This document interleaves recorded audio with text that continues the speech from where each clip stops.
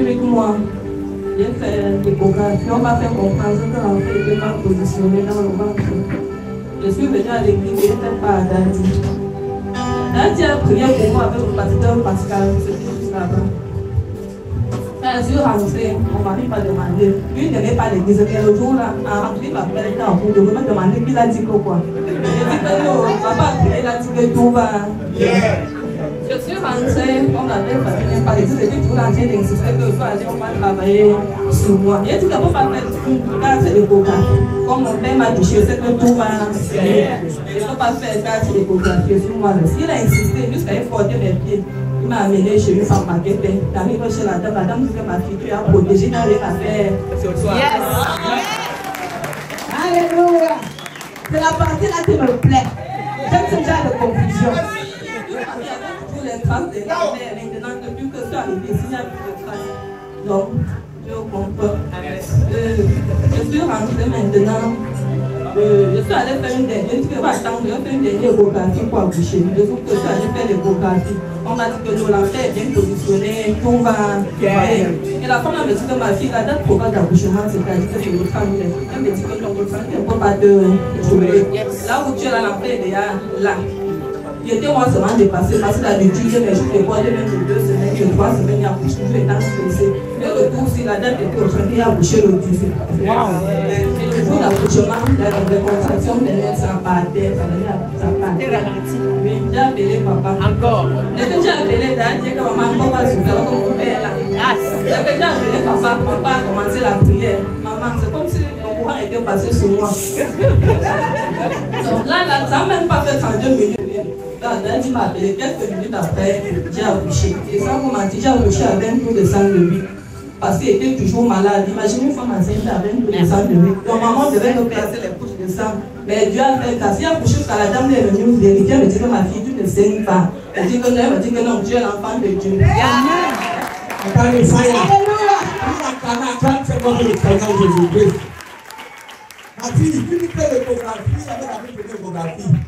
Et quelle était la communication? Vous savez qu'il fallait qu'on t'opère quelque part. Donc, il a que l'enfant est mal positionné. Donc, on avait d'abord fait l'échographie. On a vu que l'enfant était mal positionné. C'est-à-dire qu'il y a l'échographie qui montrait que l'enfant est d'abord mal positionné. Après la prière, l'enfant a repris sa position normale. On m'a dit que l'enfant est là, que l'enfant est bien positionné. Alléluia! Je peux dire merveilleux. On précise ça. Grâce à Dieu pour ça. La fille est sortie sans. On disait toujours que l'enfant, si elle ne sort pas sans palu, c'est un pas. Parce qu'il était très malade, l'enfant est sorti. Même une petite palu, il n'y avait pas. Alléluia. Je vous rends grâce à Dieu. Parce que j'ai tout souffert avec le mal de pied. Bon. Vous avez vu comment j'ai dansé, non? Ça me faisait mal le jour là du stage. J'ai dit seulement à Dieu que je vais danser. Pour voir ce que ça va faire. Parce que ça ne va pas me dépasser ni Dieu. J'ai dansé. Et le mal là a eu chaud.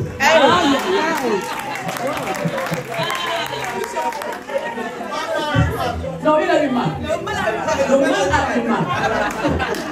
Le mal est parti là où il était. Parce que je dis que sa place n'est pas dans mon corps. Alléluia. Bonjour, Seigneur. Bonjour, pasteur. Bonjour, David. Bonjour, mamie.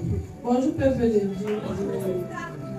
Je suis venu rendre grâce à Dieu pour les mérites tout fait dans ma vie. Jeudi, quand je suis venue ici au séminaire des femmes, là j'ai prié pour toutes les femmes.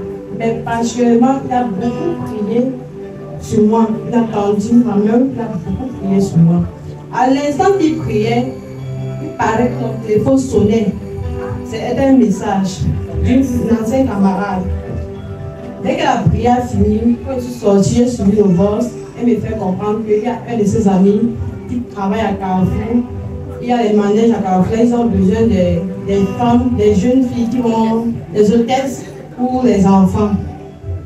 Elle me dit que demain, je dois être là à 11h pour avoir un entretien avec eux. Quand je suis arrivée à vendredi à 11h, ils m'ont fait comprendre qu'ils m'ont appris. Alors, ça veut dire que là, pour passer l'entretien.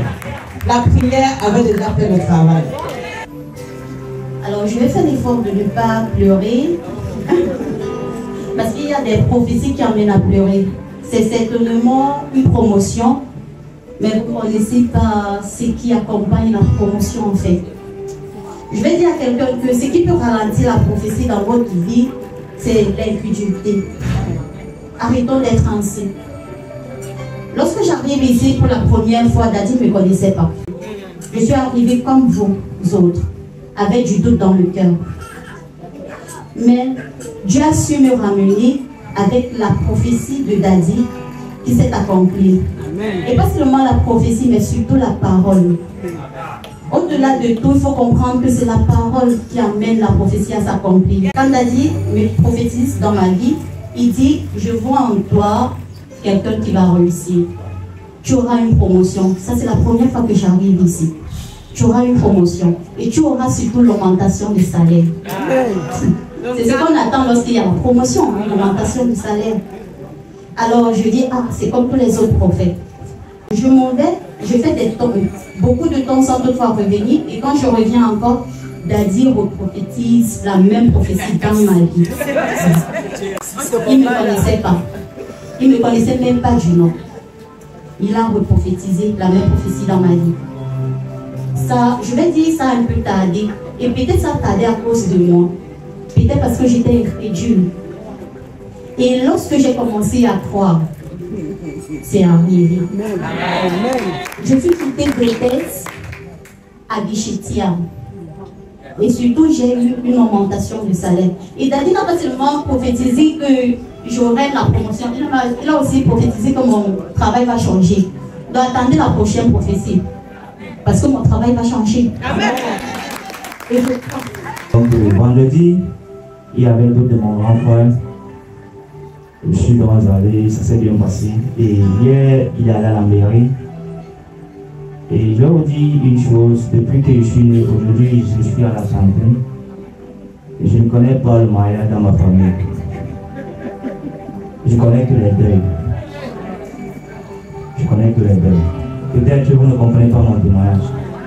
Mais mon témoignage, ça doit parler à quelqu'un. Et tout ceci, c'est la destinée de ma famille comme ça, que mon père a déclenché ici. Je n'étais pas l'ami de la prière, mais j'ai su que papa a eu à parler de cela. Et ce n'est pas seulement ce jour vendredi, papa parle de ça depuis que je suis ici. Mon fils, ta famille va grandir, tu vas grandir. Et parfois, quand papa prophétise dans nos vies, on se dit que certainement ça va arriver seulement chez nous. Mais cette prophétie, je l'ai pris pour moi, mais je l'ai également pris pour toute ma famille. Parce que si je ne suis pas encore marié, mon grand frère est marié. Et je sais que parce qu'il est marié, il s'est marié, je vais me marier. Alors, je viens rendre grâce au Seigneur pour cela. Je bénis le Seigneur pour mon père parce que je vous assure que je vis la gloire de Dieu derrière mon père. Tout ce que mon père parle dans ma vie, aujourd'hui je suis en train de vivre cela.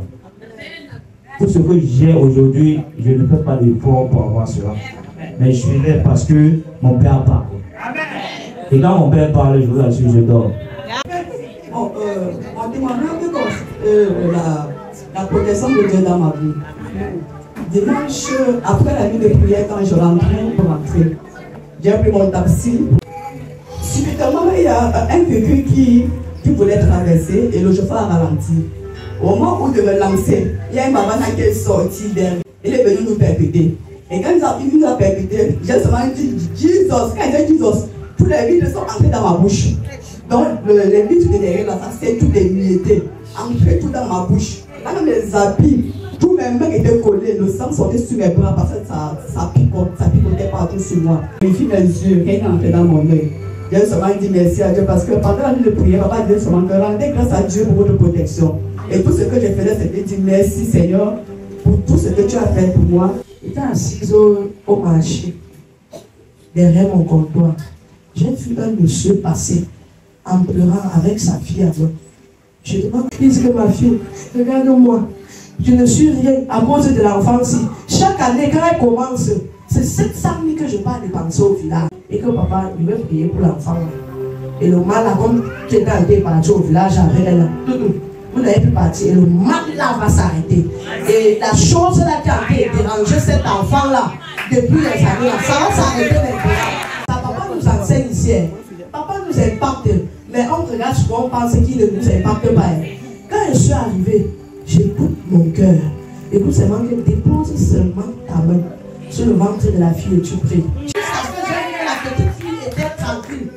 Nous sommes quittés de là. La petite fille est guérie jusqu'aujourd'hui. Je pense que lundi, mardi, un soir, la dent a commencé à me faire mal. Parce que parfois, périodiquement, cela m'arrive. Et j'ai les gamins que j'ai l'habitude de prendre. Ce soir, je n'arrive pas à dormir. Je ne peux pas prier.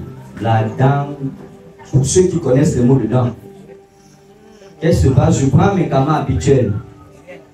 Attends, dans 2 minutes, dans 5 minutes, quand c'est pas possible. Le tout, c'est alors rien.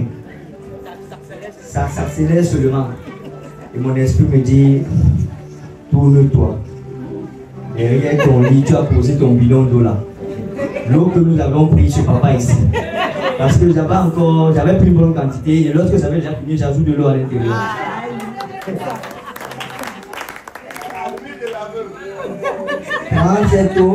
Prends cette eau et rince ta bouche avec cette eau. Surtout la partie qui te fait mal. Mes chers frères et sœurs, lorsque j'ai pris l'eau, j'ai rincé la bouche. Peut-être pendant 1 minute, j'ai versé. Le mal est descendu comme directement, instantanément. Comme si c'est le volume de la télévision qu'on a baissé directement.